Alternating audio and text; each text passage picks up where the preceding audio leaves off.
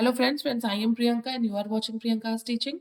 Friends, today I am going to explain you a poem, Summer Sun by R.L. Stevenson. The full name of the poet is Robert Louis Stevenson. He was born on 13 November 1850 and he was passed on 3 December 1894. He was a Scottish novelist, poet and travel writer.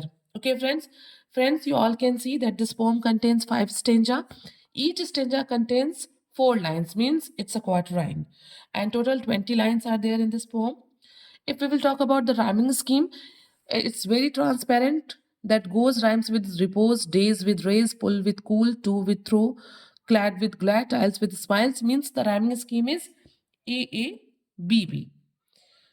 Moving towards the poem, I want to tell you that this poem is about the sun's journey. ये पूरे सूरज की एक यात्रा के बारे में है। जो गर्मी का सूरज कैसा होता है, बहुत तेज, बहुत स्ट्रांग होता है, इसकी रोशनी बहुत तेज होती है, ठीक है। और जाड़े का सूरज आप देख सकते हैं ना, कैसा डल सा होता है, उसकी जो रोशनी है उसमें ताकत भी नहीं होती है। इसीलिए जो जाड़े में सब चीजें क्या हो जाती हैं, एनिमल्स को भी देखिए, बहुत से एनिमल हाइबरनेट कर जाते हैं। तो we can say this poem is all about the sun's journey and its ability to bring joy to the world. Okay friends, इस पोएम में जो फिगर ऑफ स्पीच है, अभी पढ़ेंगे तो आपको खुद पता चलेगा कि यहाँ पर्सोनिफिकेशन है। पर्सोनिफिकेशन तब होता है जब हम किसी नॉन लिविंग थिंग्स पे लिविंग थिंग्स की क्वालिटीज को जो है अट्रीब्यूट करते हैं, ठीक है। किसी निर्जीव को सजीव के जैसा प्रिटेंड करते हैं। Okay, now I am going to explain you the poem stanza wise, so please be with me and let's start. First stanza देखते हैं। Great is the sun and wide he goes through empty heaven without repose, and in the blue and glowing days, more thick than rain, he showers his rays. Poet यहाँ पे कहते हैं कि जो सूरज है, great is the sun and wide he goes, ये जो सूरज है ना, ये बहुत ग्रेट है, बहुत बड़ा है, और पूरे आसमान में जो है ये बहुत लंबी दूरी तय करता है, ठीक है। Through empty heaven, empty heaven का मतलब यहाँ पे है क्लाउडलेस स्काई से, जब आसमान में बादल नहीं होते हैं। तो पोइट यहाँ पे कहते हैं कि wide he goes through empty heaven without repose, इसकी जो रोशनी है ना, वो एम्प्टी हेवन यानी कि क्लाउडलेस जो स्काई है उसमें without repose, repose means rest, बिना रेस्ट किए ये बहुत दूर तक इसकी रोशनी जो है वो जाती है। And in the blue and glowing days, more thick than rain he showers his rays.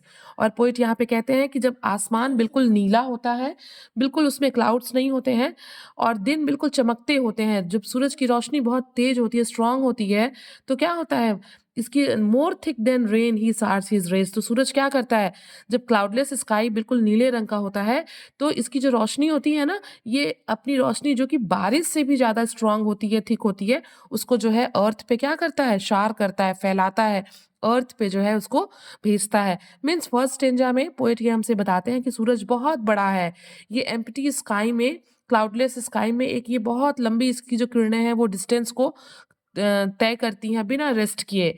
और गर्मी के मौसम में जब आसमान बिल्कुल नीला होता है, बिना बादलों के होता है, तो इसकी जो रोशनी है, इसकी जो सन रेज हैं, ये बहुत रेन से भी ज़्यादा थिक और स्ट्रांग होते हैं और अर्थ पे ये शार होते हैं। Now come on the second stanza.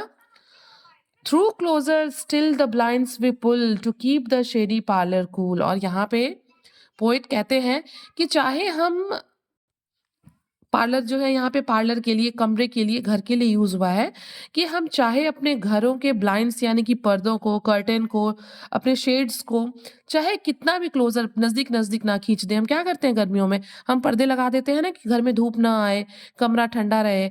तो पोइट यहाँ पे कहते हैं कि दो दो closer still the blinds we pull, हम घर के पर्दों को चाहे कितना भी पास क्यों ना कर दें, to keep the shady parlour cool, अपने घर को, अपने पार्लर को जो है ठंडा रखने के लिए।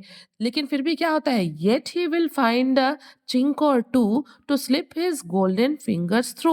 फिर भी जो ये सूरज की रोशनी है ना, इसको कहीं ना कहीं से कोई जगह, कोई चिंक, कोई नैरो ओपनिंग कहीं ना कहीं एक दो जगह से मिल ही जाती है, पर्दों के बीच से, उसकी सिलवटों के बीच से। और ये क्या करता है, to slip his golden fingers through, और इसके जो गोल्डन फिंगर्स है, इसकी जो रोशनी है, इसकी जो चमकती हुई रेज है, ये कहीं ना कहीं से जो है हमारे पार्लर में, हमारे कमरों में, हमारे घरों में एंटर कर ही जाती है। फ्रेंड्स, आप यहाँ देख सकते समझते हैं कि यहाँ पे एकदम क्लियर है कि पर्सोनिफिकेशन है। सन के यहाँ पे फिंगर्स की बात की जा रही है और फिंगर्स किसके होते हैं? ह्यूमन बीइंग्स के। तो यहाँ पे क्लियर है कि इस पोएम में जो फिगर ऑफ स्कीम है, स्पीच है, वो पर्सोनिफिकेशन है। आइए थर्ड स्टेंजा पे चलते हैं। The dusty attic spider clad he through the keyhole maketh glad. Poet यहाँ पे कहते हैं कि सबके घरों में ऐसे कमरे होते हैं, एटिक यानी कि ऐसे कमरे जहाँ पे हम अपने कुछ चीज़ों को रखते हैं, स्टोर रूम टाइप का कमरा, या फिर अटारी जो होती है ऊपर जहाँ पे दुछत्ती होती है, तो वो क्या होता है? डस्टी, वो बहुत गंदा है कमरा। The dusty attic spider clad, और वो जो एटिक है, वो जो कमरा है या अटारी है, वो बहुत धूल से भरी है और वो पूरी स्पाइडर क्लैड, मकड़ी के जालों से भरी हुई है। ऐसा कमरा सबके घर में होता है। ही कौन? The sun, okay. He through the keyhole make it glad, वो क्या होता है? जब की होल से उस कमरे में, उस अटारी पे जब रोशनी पहुंचती है ना, सन की रोशनी पहुंचती है, तो क्या होता है? मेक इट ग्लैड, कौन खुश हो जाता है? जो स्पाइडर है, जिसने मकड़ी के जाला बनाए रखा है, वो स्पाइडर जो है रोशनी को पाके क्या होता है? खुश हो जाता है। And through the broken edge of tiles into the laddered hill of smile, और क्या होता है? जब जो है सूरज की रोशनी ब्रोकन टाइल्स से, टाइल्स आपको पता है ना, फर्श पे लगती है, दीवारों पे लगती है, बाथरूम में, किचन में लगाई जाती है। तो पोएट यहाँ पे कहते हैं कि वो जो सूरज की रोशनी जब ब्रोकन, टूटे हुए टाइल्स के किनारों से लग के जब रिफ्लेक्ट होती है और वो हेल ऑफ जाके जो है पुआल पे गिरती है, तो ऐसा ऐसा लगता है, समझो कि जो पुआल है वो हंस रहा हो। ओके फ्रेंड्स, एक बार मैं थोड़ा सा बैक में जाती हूँ। यहाँ पे हम लोगों ने देखा कि जो सूरज है वो बहुत बड़ा है, वो जो है क्लाउडलेस स्काई में एक बहुत लंबा डिस्टेंस बिना रेस्ट किए जो है वो कवर करता है, और जब बादल बिल्कुल साफ होते हैं तो उसकी जो रोशनी है ना, सन रेज है, वो रेन से भी ज्यादा थिक स्ट्रांग होके हमारे अर्थ पे आती है।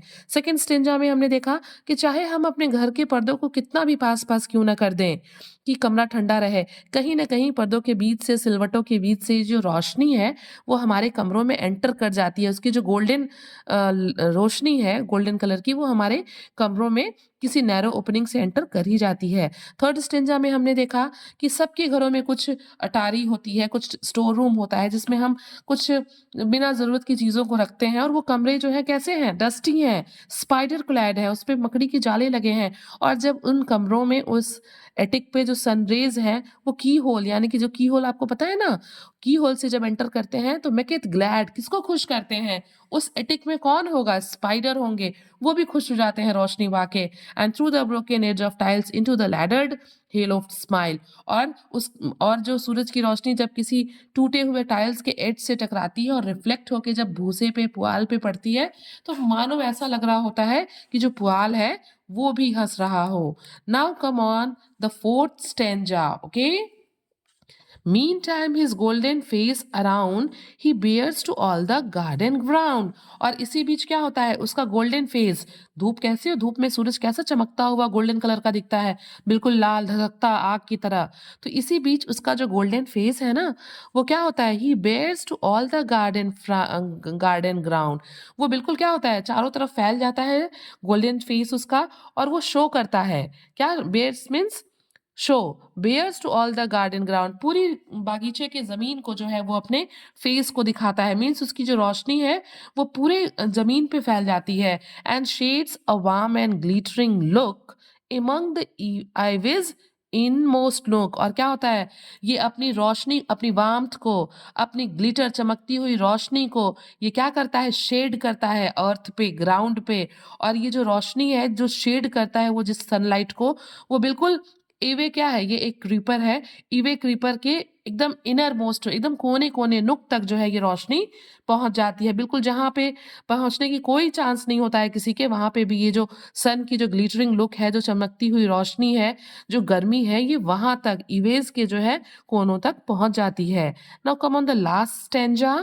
एवब the hills along the blue, मतलब पहाड़ियों के ऊपर, अलोंग द ब्लू, ब्लू यहाँ पे यूज किया गया है ओशियन के लिए। ओशियन ब्लू कलर का होता है ना, आप अगर स्पेस से देखिए तो पोइट यहाँ पे कहते हैं एवब the hills along the blue, पहाड़ियों के ऊपर और समंदर से लगे हुए ऊपर, बिल्कुल। Round the bright air with footing true. इसकी जो रोशनी है ना पूरे हवा में फैल गई है, राउंड द ब्राइट एयर, पूरे हवा में फैल गई है, चमक रही है, विथ फुटिंग ट्रू, मतलब क्या हो गई है, ये एक स्टेबल पोजीशन में है, सब जगह बराबर की तरह से बराबर बराबर ये फैल गई है, पहुंच गई है, चाहे वो हिल हो, चाहे वो ओशियन हो, कहीं भी। To please the child to paint the rose, और इसके आने से ये जो रोशनी है, ये जो दिन है, ये बच्चों को खुश करता है, बच्चे खुश होते हैं। क्यों? क्योंकि वो बाहर निकलते हैं, खेलते हैं। टू पेंट द रोज, जब धूप निकलता है तो क्या होता है कि ये जो रोज है इनमें कलर्स आता है, ये ब्लूम करते हैं, ये खिलते हैं। The gardener of the world he goes, और क्या होता है इस तरीके से, ये जो पूरे वर्ल्ड का गार्डनर है, जो सबके अंदर एक जान डाल देता है, वो निकल के बाहर आता है। ओके, तो फ्रेंड्स आप देख सकते हैं कि कितने अच्छे से रॉबर्ट लुइस स्टीवेंसन ने इस पोएम के थ्रू सन की जर्नी को जो है दिखाया है। और फ्रेंड्स हम भी जानते हैं कि जो गर्मी है ना वही लाइफ है, जो गर्मी है वही जीवन है, और ठंडा होने के बाद क्या हो जाता है, आदमी की मृत्यु हो जाती है। और प्रकाश जो है वो जीवन में बहुत जरूरी है। क्यों? क्योंकि एंड ये इसको हम सब यूटिलाइज करते हैं, चाहे वो प्लांट्स हो, चाहे एनिमल्स हो, इंसेक्ट्स हो, ह्यूमन बीइंग हो। तो ये जो लाइट है यही हमारा क्या है, लाइफ है। तो बहुत अच्छे से रॉबर्ट लुइस स्टीवेंसन ने इस पोएम को एक्सप्लेन किया है। फ्रेंड्स अगर आपने अभी तक इस एक्सप्लेनेशन को लाइक नहीं किया है तो प्लीज़ लाइक करिए, और अगर आप चैनल पे नए हैं तो चैनल को सब्सक्राइब करिए। मैं ऐसे ही वंडरफुल एक्सप्लेनेशन के साथ आपको नए-नए चैप्टर्स को लेके आऊँगी। And thank you for watching.